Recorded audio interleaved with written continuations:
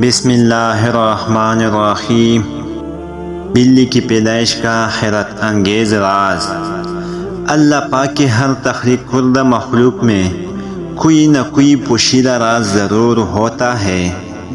بلی کو پیدا کرنے کی اللہ تعالیٰ کی حکمت کچھ یوں ہے کہ جب حضرت نوح علیہ السلام کی قوم پر پانی کی صورت میں سیلاب کا عذاب آیا تو اللہ تعالیٰ نے حضرت نوح علیہ السلام کو کشتی بنا کر اس میں سوار ہونے اور ہر جاندار اور پرندے کا ایک ایک جوڑا کشتی میں محفوظ کرنے کو کہا، تو حضرت نوح علیہ السلام نے اللہ کے حکم کی تحمیل کی۔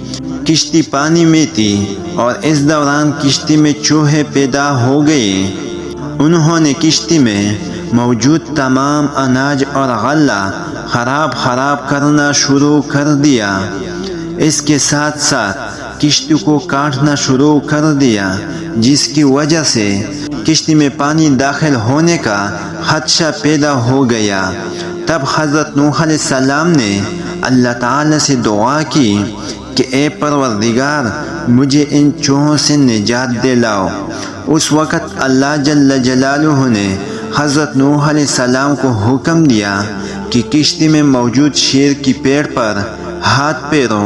جب حضرت نوح علیہ السلام نے شیر کی پیٹھ پر ہاتھ پھیرا تو شیر کو زوردار چھینک آئی اور اس کے ناک کے دونوں نتنوں سے بلیوں کا ایک جوڑا نر اور مادہ کشتی میں گر پڑے، جنہوں نے کشتی میں سارے چوہوں کا صفایا کر دیا۔